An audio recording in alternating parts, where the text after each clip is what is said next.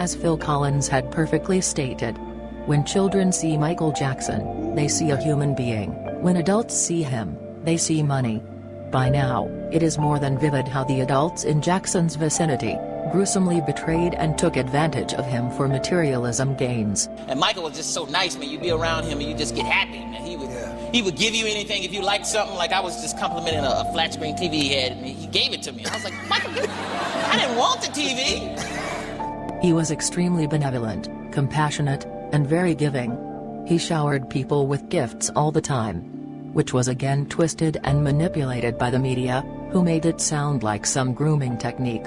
I've been performing since I was 5 years old, so I haven't had what you've called an ordinary life, but I've been blessed with so many extraordinary opportunities and so many wonderful, wonderful friends all over the world that I wouldn't change a minute of it.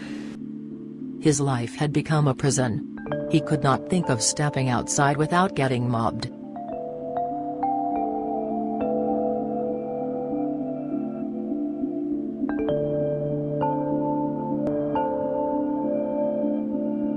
And that's the reason why he would often find ways to disguise himself, to conceal himself from the public.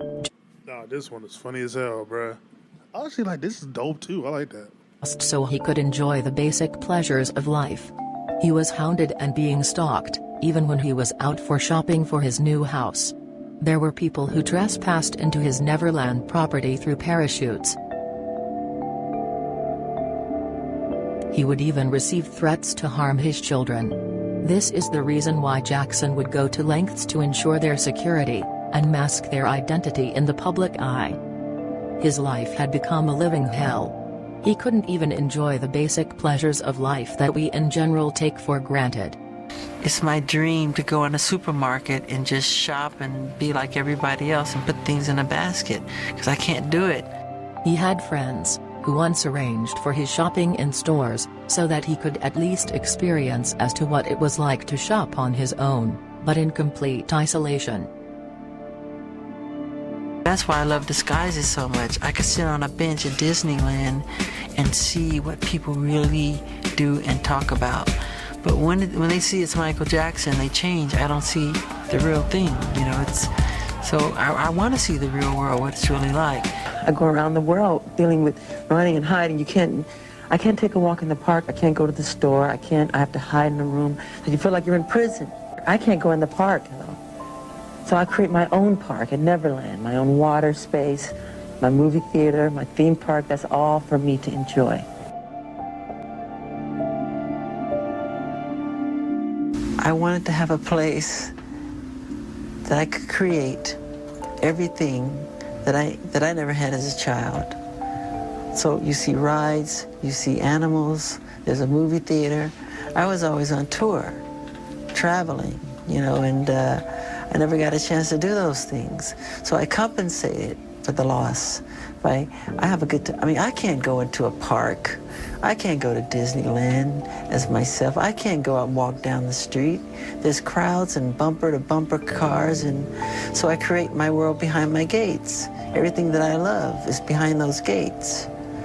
We have elephants and giraffes and crocodiles and every kind of tigers and lions and...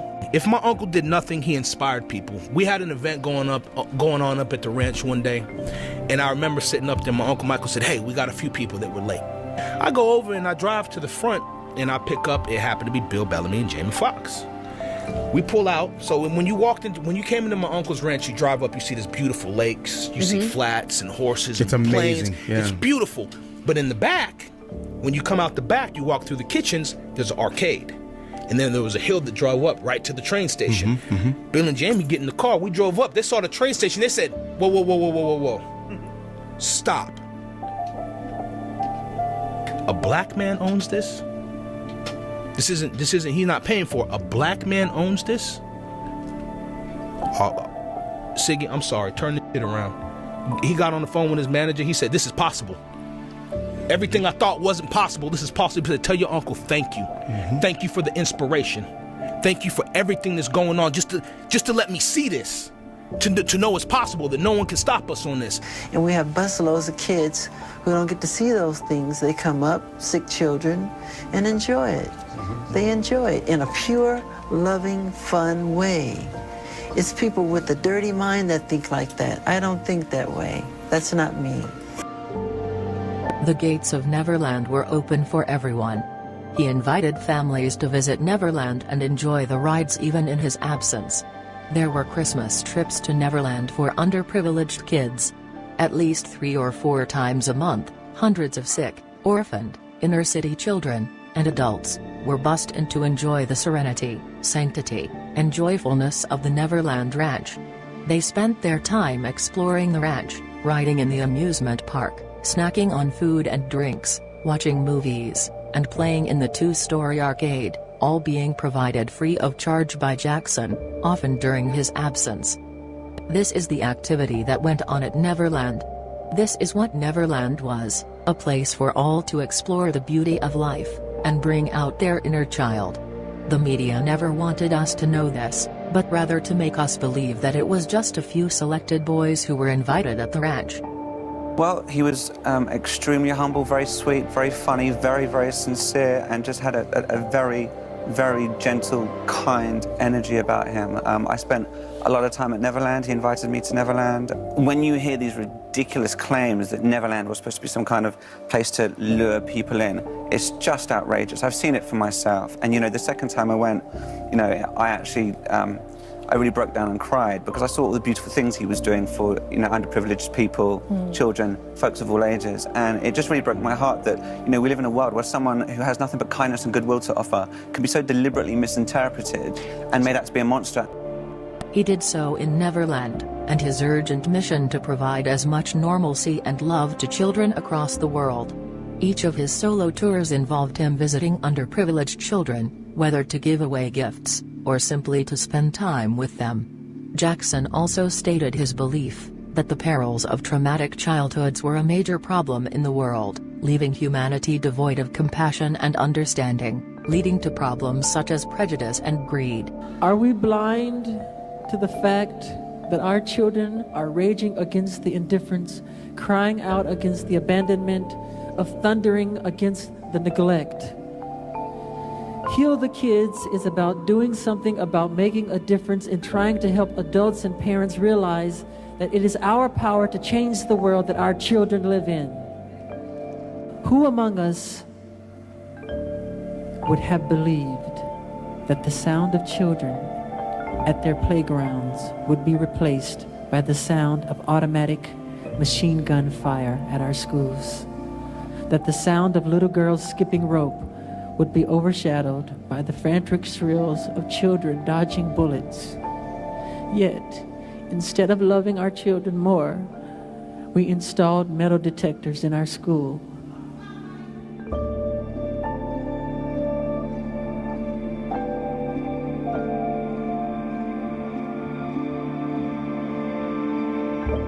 Through his own personal plea for patience and understanding, Jackson hoped that listeners can understand what made him different, and that they also cared more for the neglected children across the globe.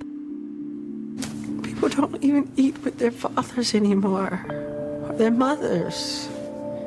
The family bond has been broken. It's an outcry for attention why kids are going to school with guns. They want love, they want to be touched, they want to be held. But they're busy off on their day job, and and they leave them at home on the computer, and they're just doing all kind of crazy stuff, and that's destroying our world. We need to bond again. James, my understanding is the Jackson family had an important role in saving your life one time. Well, what did he get you to stop doing? From killing myself. I was on the roof. I was going to jump. He seemed to be familiar with my pain. I guess he knew I needed someone to talk to, and so he was that ear. So we just talked all night. Michael was a very calm person that knew what to do in dangerous situations. Everyone else would lose it, Michael wouldn't. He was the most calm person. He could get you to trust him. He could get you to stop with all the pain and the stress and the pressure that you had to cope with, did you ever, in your childhood, think about it's not worth it? Did you ever try and... Suicide. Suicide, yeah. Definitely. You Definitely. did. You know, you put me down. You put me down. That's beautiful. That's beautiful. That's beautiful. That is so beautiful. Will we always be friends? Will we always be friends? Will we? Promise. Promise. We're the same. Thank you so much. We're the same. I understand you.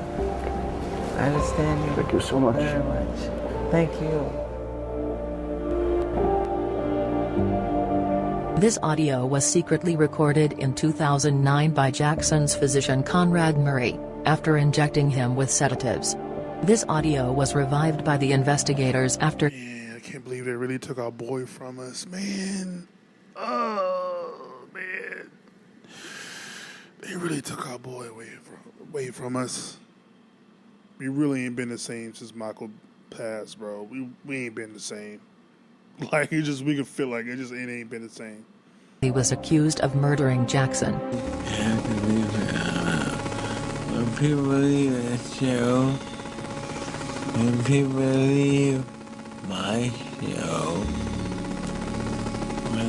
I want to say, I've never seen nothing like this in my life. Go. I've never seen nothing like this. Go. It's amazing. He's the greatest entertainer in the world. I'm taking that money. I'm really children's hospital. The biggest in the world. Why would I say children's hospital? We have a movie theater, game room, children, and depression. The in those hospitals,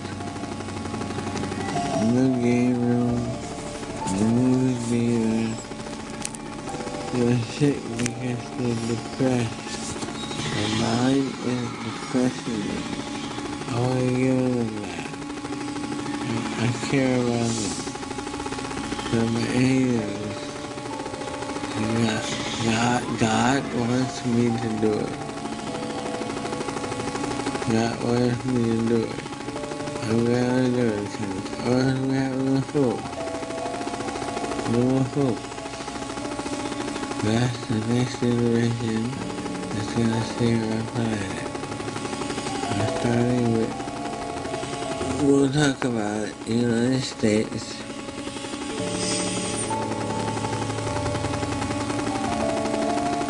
Europe, frogs, and babies, they walk around. The mother, they drop them off, they leave the psychological degradation of that. And they reach out to me, please take me with you. I want to do that for them. I'm going to do that for them. And that will be remembered more than my performances. My performances will be up there, helping my children.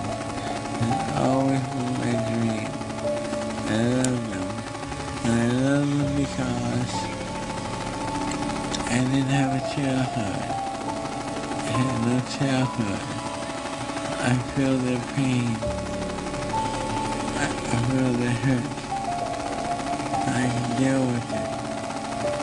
Heal the world. We are the world. Will you be there? The lost children. These are the songs I've written. Because it hurt, you know? It hurt.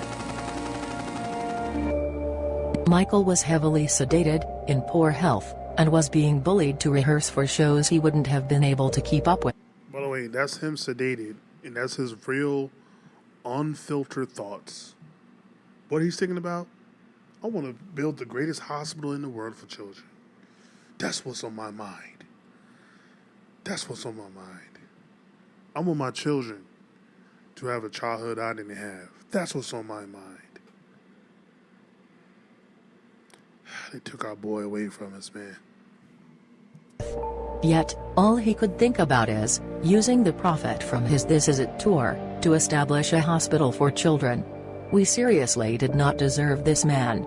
How can we even remotely think of someone who talked about establishing hospitals for the needy, and helping those who are indigent, while being completely sedated and at an extremely vulnerable state, to be guilty of causing harm to anyone, let alone a child? If anything, Jackson was only trying to protect the kids. He wrote songs such as Do You Know Where Your Children Are, Little Susie, and The Lost Children, that spoke about the unfortunate plight of the children in society. While other mainstream artists were openly singing about their infatuation over underage girls and sex, Jackson made songs about protecting and cherishing children. He was very much aware of how the shady world of Hollywood operated.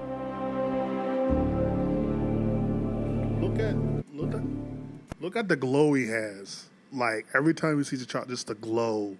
He really does see the face of God every time he sees children. Like, bro, the fat man. Ugh.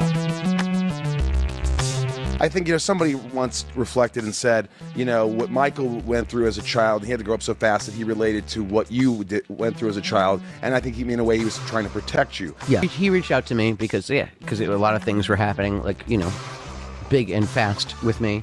And I think he identified with that. I mean, what I said in the very beginning is I was a peerless person. I was nobody else in my Catholic school even had this much idea of what I was going through. Or what he was the kind of person who'd been through the exact same freaking thing and wanted to make sure that I wasn't alone in. Do you know where your children are? Because it's not 12 o'clock and it's somewhere on the street. Just imagine how scared they are. Do you know where your children are?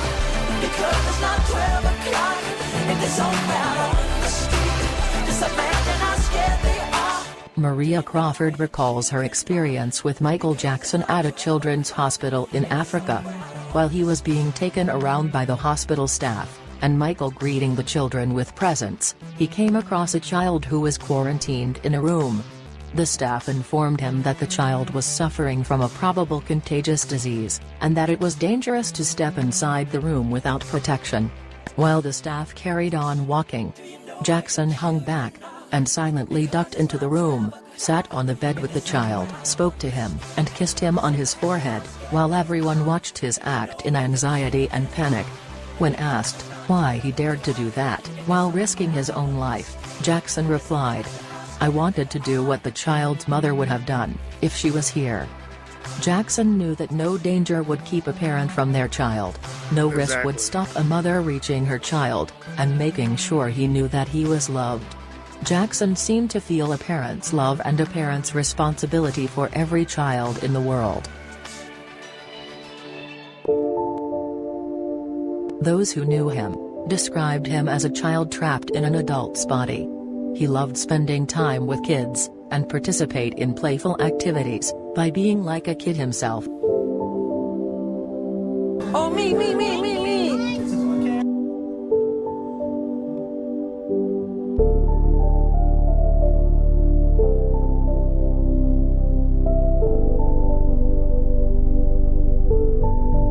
A pedophile on an average has over 250 victims. Jackson had hundreds of kids around him, including their families at Neverland.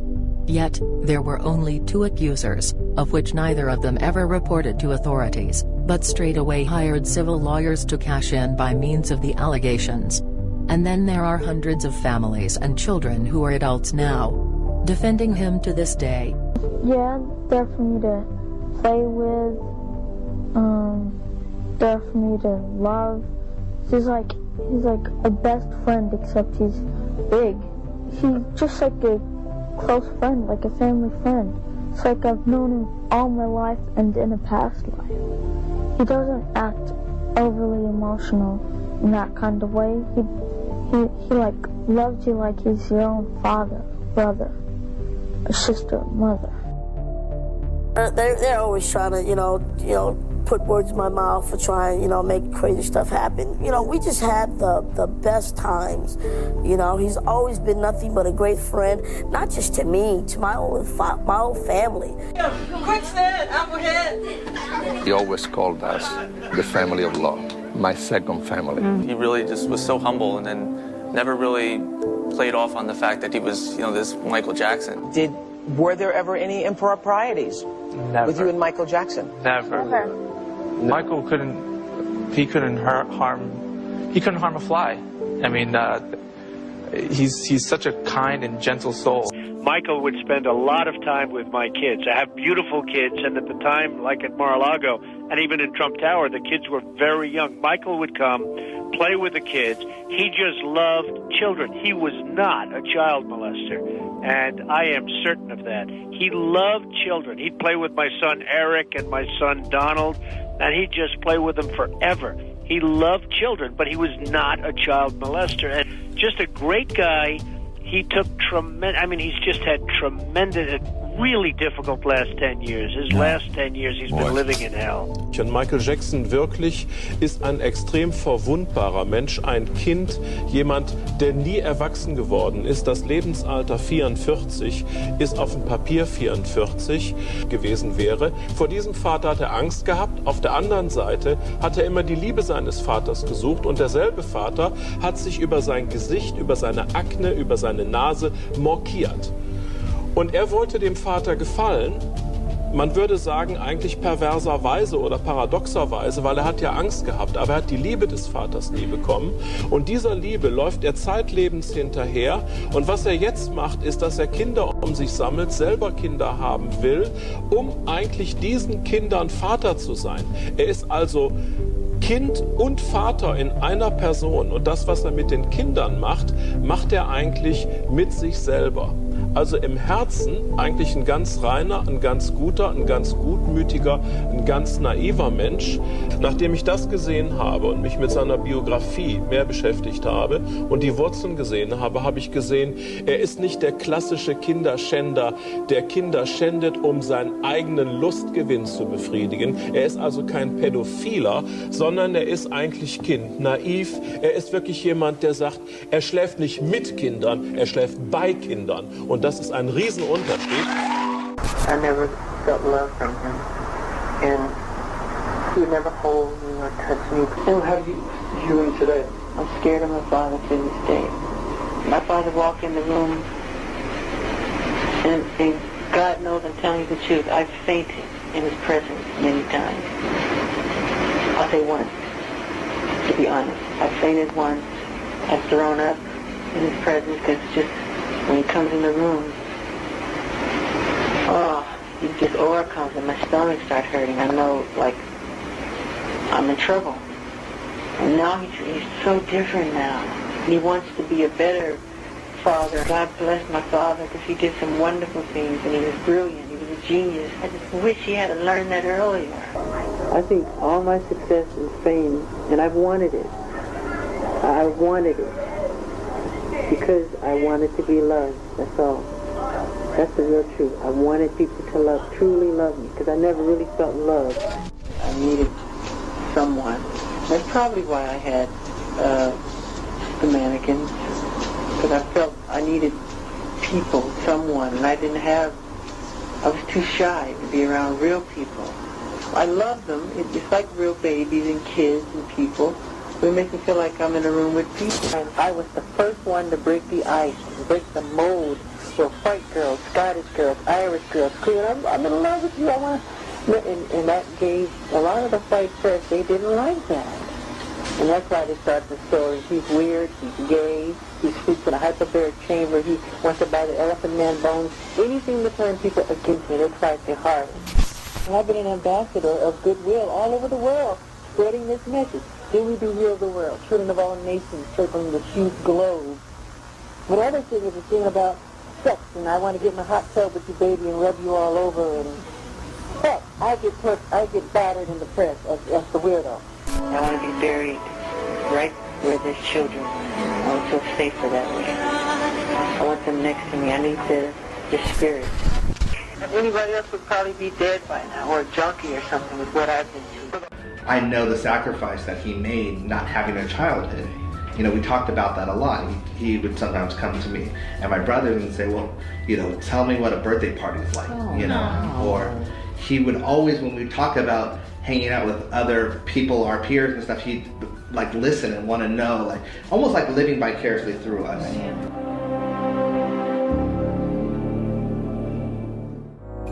I wasn't aware that the world thought I was so weird and bizarre.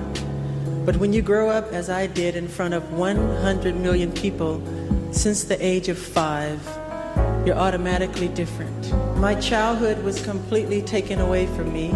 There was no Christmas, there was no birthdays. It was not a normal childhood, no normal pleasures of childhood. Those were exchanged for hard work, struggle, and pain. That's why I love children and learn so much from being around them. I realized that many of our world's problems today, from the inner city crime to large-scale wars and terrorism and our overcrowded prisons, are a result of the fact that children have had their childhood stolen from them. What we need to learn from children isn't childish. Being with them connects us to the deeper wisdom of life, which is ever present and only asked to be lived. They know the way to solutions that lie waiting to be recognized within our own hearts. Today I would like to thank all the children of the world, including the sick and deprived. I am so sensitive to your pain. I love to do things for children, and I try to imitate Jesus. And I'm not saying I am Jesus. I'm not saying we're clear on that. Right. I'm trying to imitate Jesus in the fact that he said to be like children, to love children, to be as pure as children are, and to make yourselves as innocent and see the world through eyes of wonderment and the whole magical quality of it all. And I love that. And we have the children, like we'll have like 100 bald-headed children here who they all have cancer, and they're running around and they're enjoying themselves, and it just makes me cry happy tears that I was able to do that for them. You know, it makes me so pleased. And Jesus said to love the children and be like children, to be youthful and be innocent and be pure and honorable. He was talking to his apostles, and they were fighting over who's the greatest among themselves, and he said, whoever humbled yourself like this child is the greatest among you. And he always surrounded himself with children. And that's how I was raised, to believe and to be like that and to imitate that. I will never stop helping and loving people the way Jesus. Tell me, Michael was reading, boy. A lot of people talk about how he used to carry a Bible with him when he goes certain places. Like, bro, my brother Michael Joseph was reading. He was doing some reading. What? Bruh. Jesus said to him, he said, continue to love, always love, bring on the children, imitate the children, not childish, but childlike. If there were no children on this earth, if somebody announced all kids are dead, I would jump off the balcony immediately. I'm done. I'm done. I want to touch the world. I want to touch the heart, the emotions of the entire world. If it wasn't for children, I would throw in the towel. I would kill myself. I wouldn't care to live. They give me my inspiration. They inspire me. Everything I do, every song I write, the dance, everything that I do. They tried to use it against me. It's just been so unfair, and I'm very upset about it, you know. I would slit my wrist before I would. Yeah. I could never, ever. I would love to live in London because I love it so much. It's just the press is so hard on me here, and I try to do so good. I go to their hospital, I give presents to the children. As soon as I leave, the next day they go wacko jacko, left the hospital, and he ignored all the children. And it hurt my heart because I purposely flew Minnie Mouse and Mickey Mouse all the way from Euro Disney. I brought them with me to surprise the children. I brought bags. Right on the street? Yeah, I brought bags of presents and everything. And I spent time with the kids, and they made fun of me. I'm just a person who wants to be honest and do good and make people happy and give them the greatest sense of escapism. pursue the talent that God has given me, you know? That's where my heart is. It's all I want to do. That's all. I just want to say, look, leave me alone and let me do what I want to do, which is share and give and put a smile on people's face and make their heart feel happy. Ever asked yourself, if he was really a child molester, why would he openly talk about his love for children? Wouldn't he try to conceal his friendship with children from the public eye, if there were doubtful intentions at all? He never did, simply because he had nothing to hide. Jackson had once written a letter. Like the old Indian proverb says, do not judge a man until you've walked 2 moons in his moccasins. Most people don't know me, that is why they write such things, in which most is not true. I cry very, very often, because it hurts, and I worry about the children, all my children all over the world. I live for them. If a man could say nothing against a character, but what he can prove, history could not be written. Animals strike not from malice, but because they want to live. It is the same with those who criticize, they desire our blood, not our pain. But still I must achieve.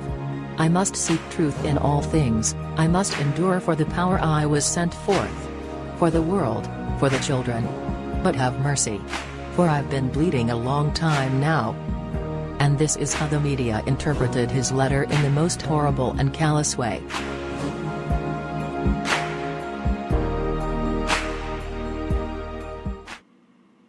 I do as many hospitals as I do concerts.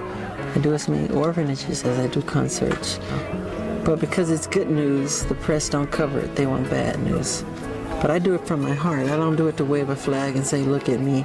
We bring bags of toys and posters and albums, and you should see how it transforms these kids. They jump up and down and they're so happy.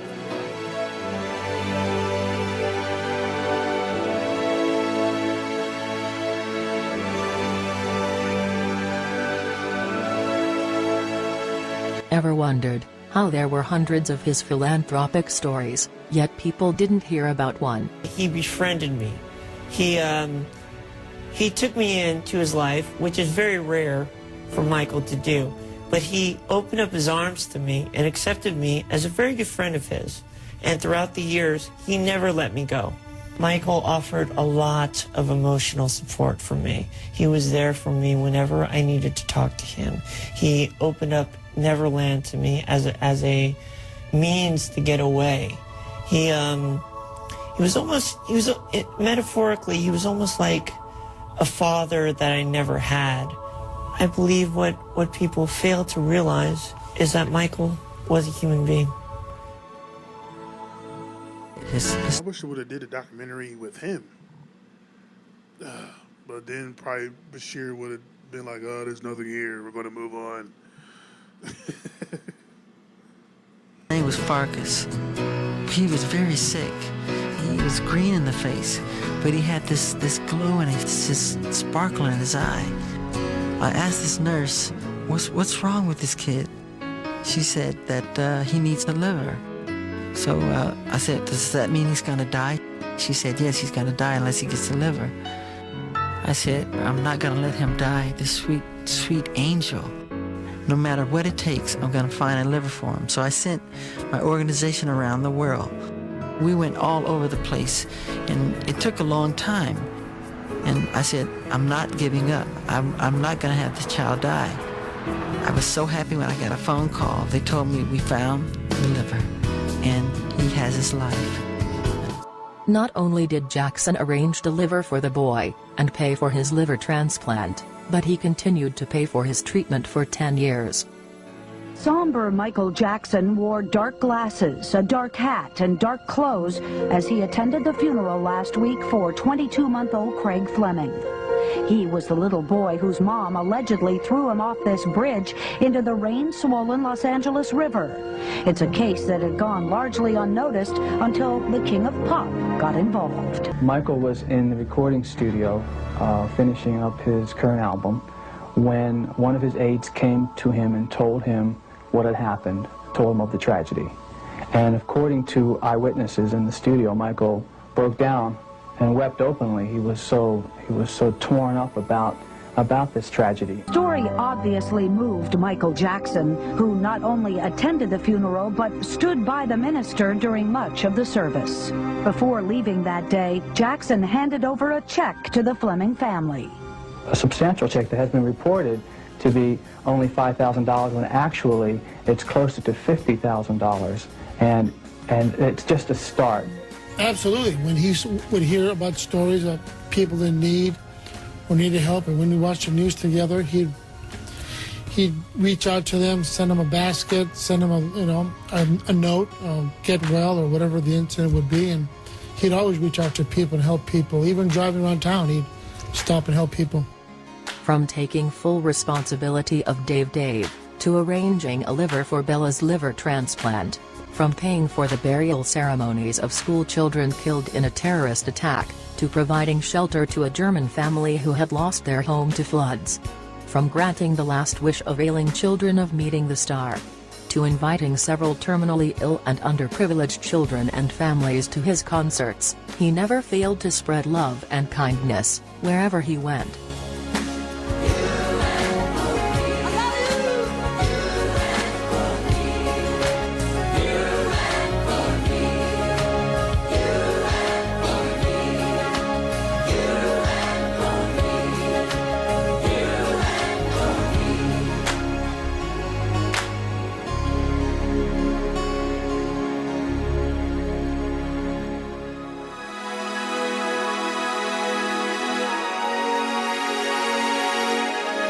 This is the man who befriended an AIDS victim, when everyone had abandoned him. It was Jackson who took care of him, when the world bullied him. He ensured that Ryan could live his last days joyously, and assured him that he wasn't alone. So if Jackson was a pedophile, and used boys for his evil desires, then why did he waste his time on a boy that was sick with AIDS? I think Michael had been used to being a lot with youth. He was so interested in everything Ryan liked and what an 18-year-old would like to do, you know. Michael just loved kids. He didn't care what race you were, what color you were, what was your handicap, what was your disease. Michael just loved all children. You would never had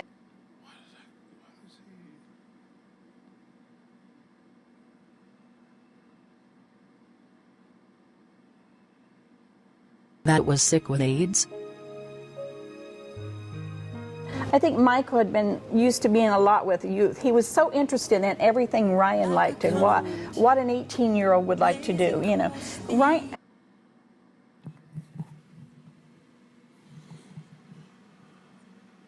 I know this. I know that person.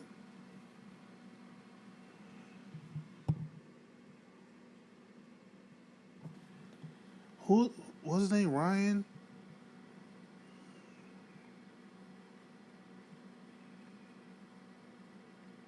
I know him. Ryan White.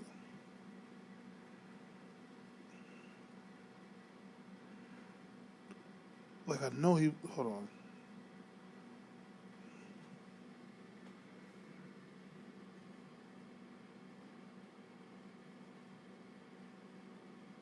Wasn't he in like a movie or something? I know I'm not bugging. Like a movie.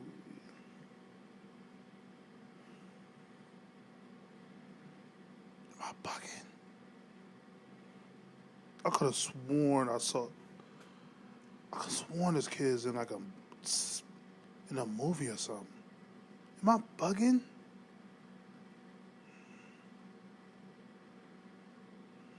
Maybe he just looks like somebody. Oh, you know what? I'm bugging. He looks like the kid off of Stranger Things. He looks like the kid off of Stranger Things. If I remember to put a picture in here, which I probably won't, but if I remember to put a picture in here, he looks just like the kid off of Stranger Things. That's who he reminds me of. Okay. Michael just loved kids. He didn't care what race you were, what color you were, what was your handicap, what was your disease. Michael just loved all children. You would never had any hesitation about allowing Ryan to spend time with Michael Jackson? Not so whatsoever. You know, I think there was just a respect for one another. Michael bought Ryan a 1989 Mustang. Andrea and Michael went out to the car. And your daughter, Andrea? My daughter, Andrea. And Michael started the car up, and Man in the Mirror was playing. And the littlest things made Michael so happy. And you could just see it in his eyes and everything. I mean, he was smiling from ear to ear, and he said, I was the last person that Ryan listened to. But I think the neatest thing that Michael did was do the Gone Too Soon video. Yeah. 3 days after Ryan's funeral, Michael called me and asked me how I was doing. And I said, Michael, what made you and Ryan so close? He said, you know, Jeannie, most people can't get over the all who I am, so nobody ever acts normal around me. He said, Ryan knew how I wanted to be treated because that's how he wanted to be treated. And he said, trust, Jeannie. I can't trust anyone because everybody always wants something from me. And then he says, Jeannie, I promised Ryan he could be in my next video. But now that he's gone, he said, I can't put him in my video, but could I do a video for him? And I was like, that's unbelievable. I mean, that you would do a video. Yeah. And he did the video called Gone Too Soon. Like a sunset, dying with the rising of the moon.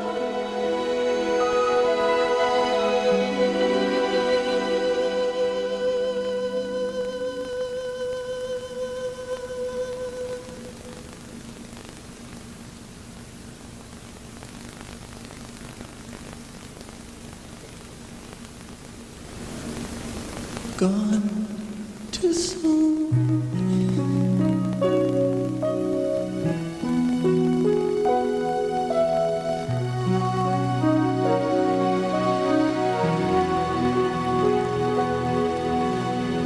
Gone too soon. Bye, Ryan. We all miss you very much. Like, mind you, he was at the presidential. I'll forget what you call it. He just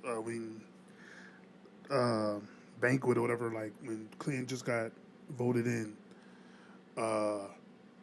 Michael decides I'm gonna do Gone Too Soon. I'm gonna completely just they're probably doing all kinds of fun disco. It's the '90s. He ain't doing no disco in the '90s, but doing some fun pop songs. You're like, no, I want to tribute my good friend that passed because of this disease. That's what I care about. So it's just like, man, that's. I do want to commend myself for not crying. I have not cried. Maybe I might have cried a little, like once, but I have not cried yet this whole entire thing.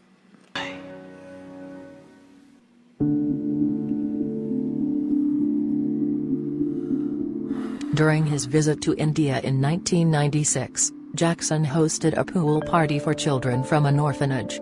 He even donated 85% of his concert proceeds to the government. People managing his visit told that Jackson, being such a huge star, had no extravagant demands. His only demand was a freestanding full-length mirror in the room, for him to sign before his departure. Not just that, he even made sure that the fans who were stranded in New York after 9/11 attacks were given a safe place to stay, and enough money to take care of themselves. He handed over his credit cards to his security men, and instructed them to check in on the fans every day. He even had them driven down to a hotel in New Jersey in his own tour bus. I was with Michael in Eastern Europe, and we got off of the plane, and he said, you want to go to the hotel, or you want to come to the orphanage with me? And it was like, rather than going to the hotel, he went to the orphanage. And he walked into this orphanage, and I remembered him looking, and he was walking through it. He was very calm.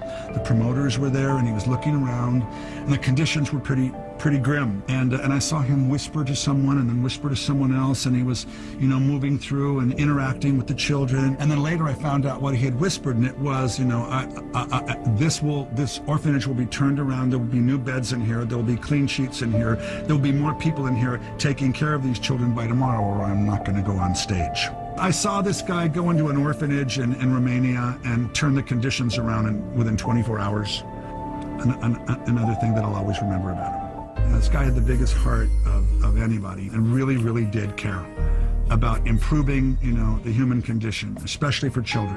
That was part of his mission. While he was on tour, he always wanted to know what he could do in each place, so that when he left the place better, having been there. We were in Europe, and we were doing the bad tour. Every city we went to a children's hospital and bought them a piece of equipment. Not one hospital for the whole tour. Every city. Was that Michael's idea? Yeah. They had a little boy that was dying and wanted to meet Michael. And Michael went up and talked to him, and the kid perked up, and it was like amazing. And I went off to the corner. I cried. I really couldn't take it. And Michael came over and put his arm around me and said, "You have to understand, Frank, this is our job. Not on the stage. This is our job. To make somebody feel good." Is that there are built inside the walls here beds. Beds for some of those sick children who come. And what I realized when I saw that is that you have to be a person who really cares about children to build it into your architecture. Yes, yes. We have children that come who are intravenously, they're very sick and they're bedridden, and they Can't sit up. Right, they can't sit up. And these beds, they're hospital beds. You push a button, they move up and they move down, and they're able to watch. We have a magic show. We show the current films, if it's cartoons, anything, you know, and anything so they can escape to that world of magic that they don't get a chance to experience, the world that I was deprived of. He even bought homes for over 100 families. But these are just some of the countless stories that delineates his gentleness and solicitude. There are more of his acts of kindness, that Paul Dwyer even published a book, Humanitarian: The Real Michael Jackson, consisting of 122 pages, listing all of his humanitarian and charitable contributions. He not only donated his wealth, but made sure that he reached out to people personally, devoting his own time.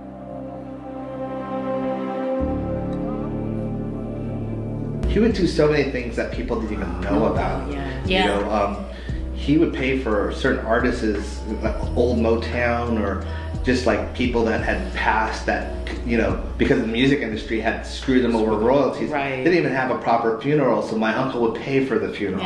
He was an empath. He felt that stuff. He felt sorrow. He felt pain around the world. And I think you have to be an empath to understand truly who he is. I feel like he was too good for this world. I don't think a Michael Jackson can exist in today's world. It's just, it's too cynical, too selfish. My uncle was an angel on this earth, man. And it's real funny, you rarely meet people who are not attached to material like that. Sure. My uncle's the type person that if he ran into any of us right now, he would sit in this room and say, "Who's having problems today and what are the problems?" Because he's gonna say, let's get real. Would I rather help somebody on the street, or do I want to give my money back to the government for taxes? Don't forget, his taxes are huge. So I'll sit there and be like, you know what? Let me go buy $20 million in computers and give them to all the schools. That was my uncle. Oh, you're sitting on the street, you can't afford to pay your rent? Well, I'm not giving it back to Uncle Sam. Let me make sure you help. And you saw Drake sing, God's plan. Let me help y'all out. Right, Well, a man only needs so much to live on, and my uncle was that person. He always stated to us, this is just material. It comes, it goes. We make this. Don't ever forget that as men, we make the material. It doesn't make us. Michael gave so much. I think he's the most generous entertainer that's ever lived. I think that's in the Guinness Book of Records. He's second to Bill Gates as a person for all that he's given.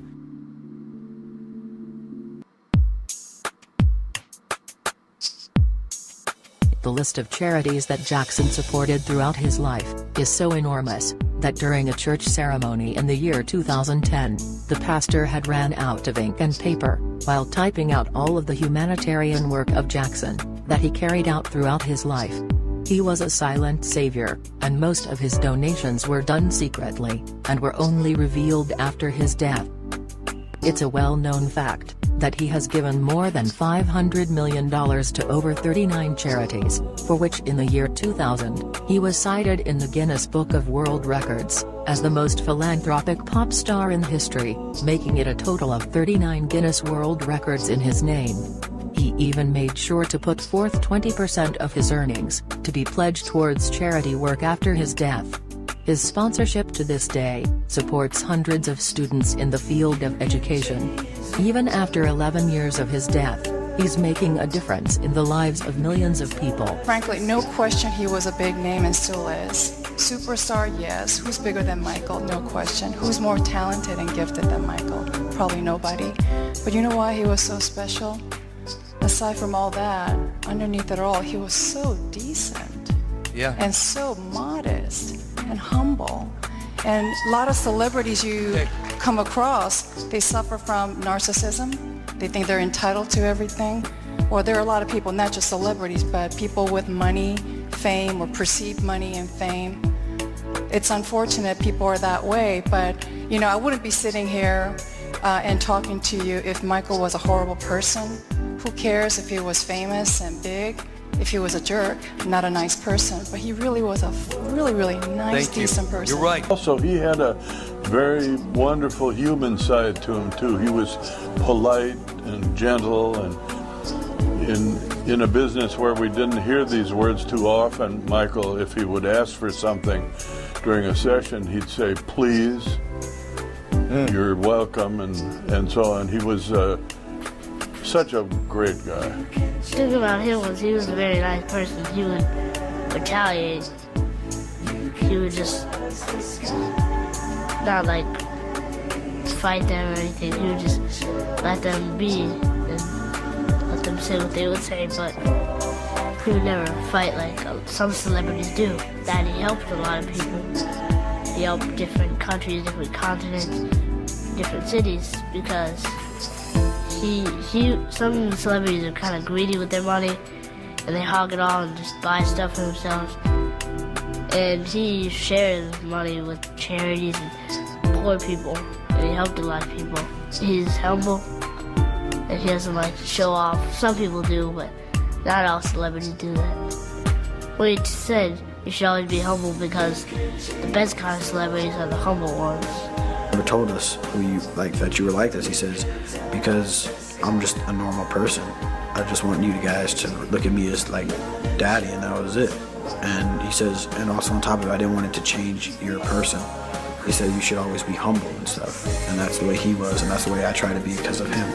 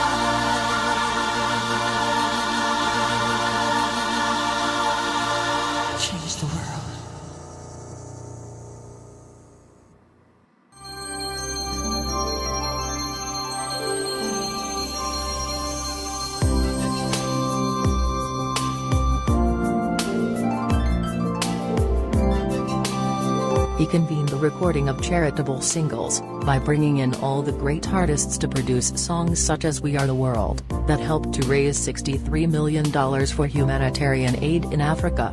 And What More Can I Give, to pay a tribute, and raise funds for the victims of the 9/11 attacks.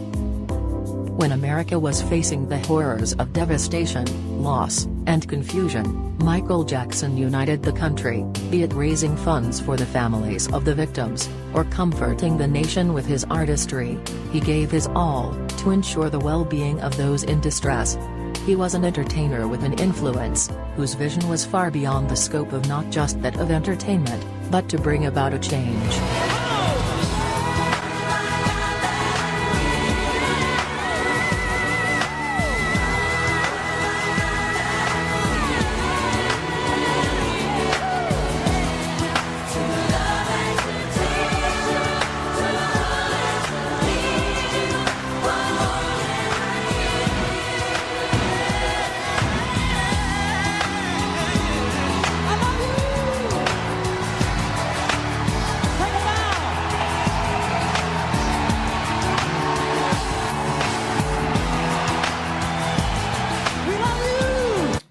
It really is a shame this song got buried, even though I feel like it could have been arranged differently with different artists. But, you know, still, the fact that, like, radio and everybody buried this song is insane. Like, insane. Like, even though I have, still, it's a good song. It's a good song.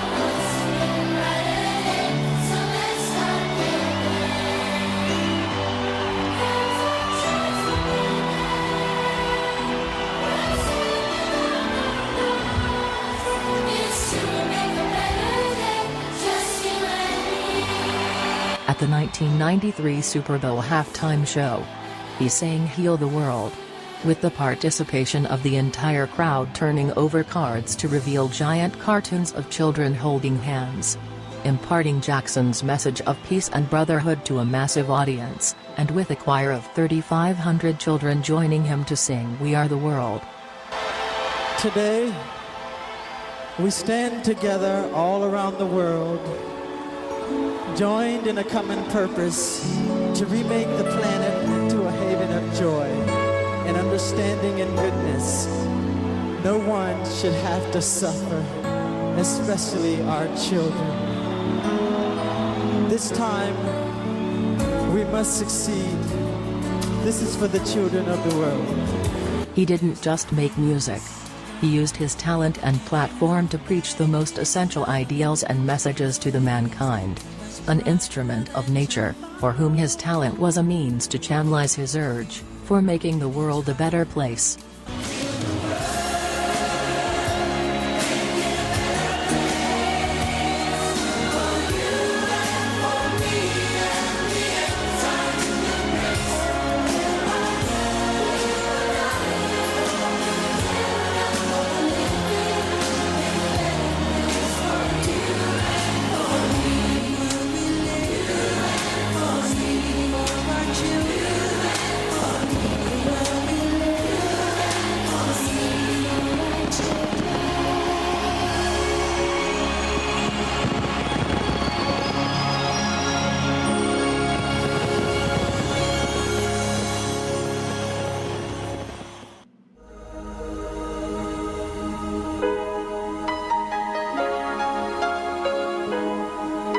He inspired, cajoled, enlightened, and provoked many of us to rethink our political and social notions on race, color, the politics of nations, poverty, the underprivileged, and the health of our planet, through soulful songs such as "Heal the World," "We Are the World," "What More Can I Give," "We've Had Enough," "Earth Song," and the list continues.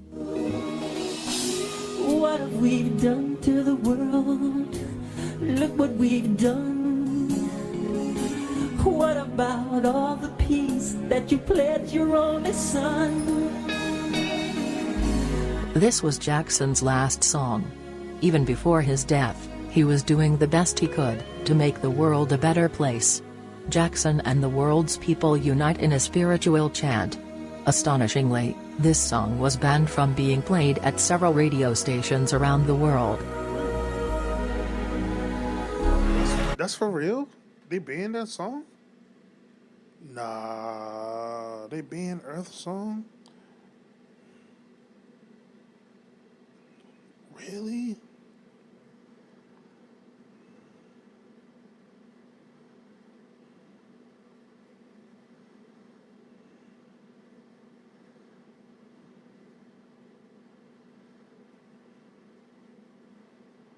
So those like it was probably in the U.S.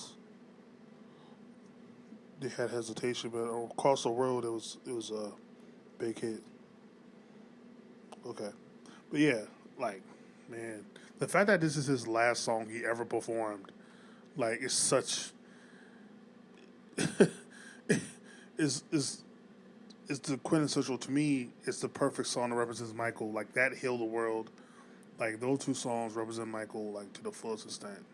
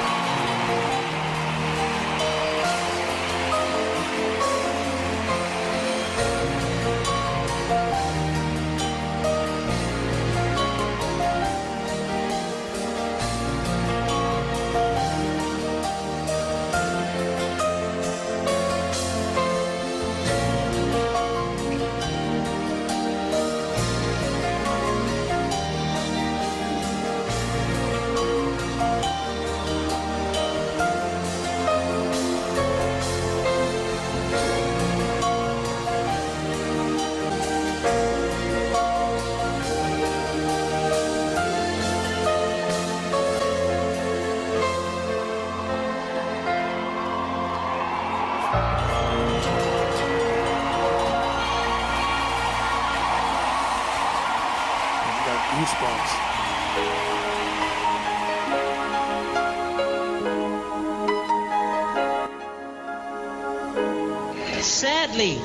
Sadly, we live in a state of fear. Every day we hear of war on the news, on the radio, and television.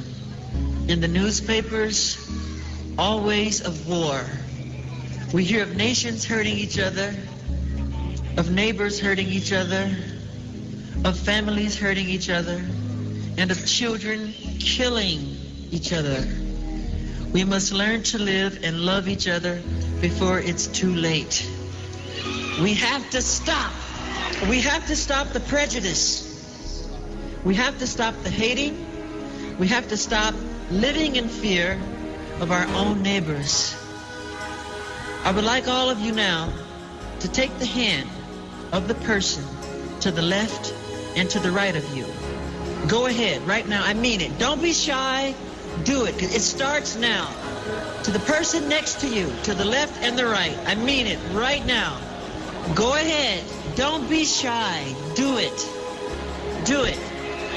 Now tell the person next to you that you care for them.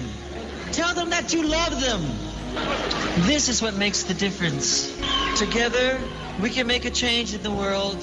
Together, we can help to stop racism. Together we can help to stop prejudice. We can help the world live without fear. It is our only hope. And without hope, we are lost. Jackson taught us about... Where's that speech from? Like, bro, if you know what that's... First of all, if you made it this far, shout out to you. Second, if you know where that speech is from, definitely comment below, bro. That's a great speech. The dangers of pollution, climate change, hatred, and wars. He shed a light on the importance of doing our part for peace and equality. He used every cell in his body to get his message across to the world. But did anyone listen? No.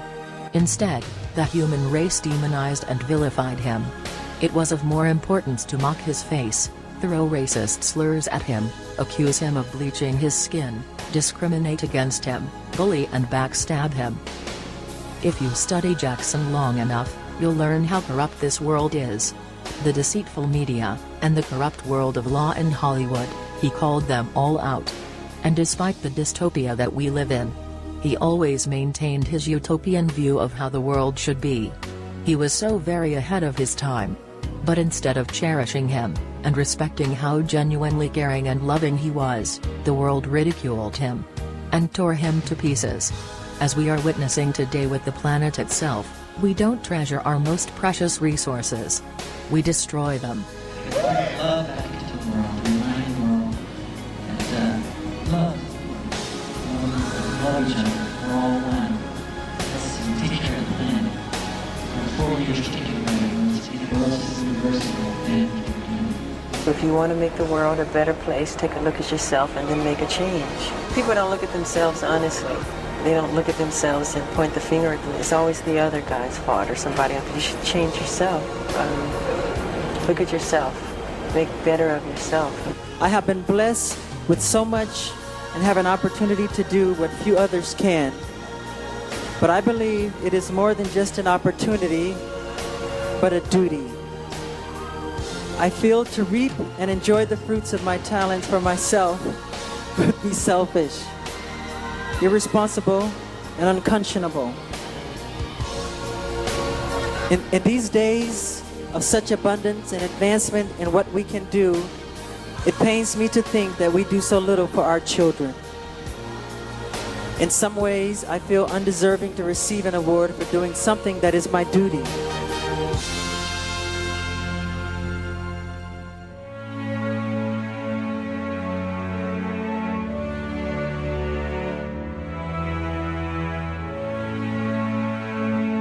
Throughout my life, I have only tried to help thousands upon thousands of children to live happy lives.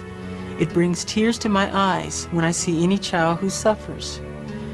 I am not guilty of these allegations, but if I am guilty of anything, it is of giving all that I have to give to help children all over the world.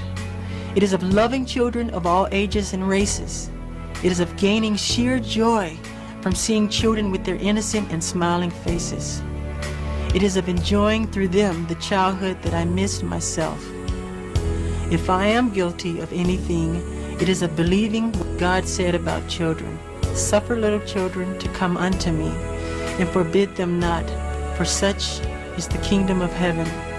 In no way do I think that I am God, but I do try to be God-like in my heart. I am totally innocent of any wrongdoing, and I know these terrible allegations will all be proven false. Again, to my friends and fans, thank you very much for all of your support. Together, we will see this through to the very end. I love you very much, and may God bless you all. I love you. Goodbye.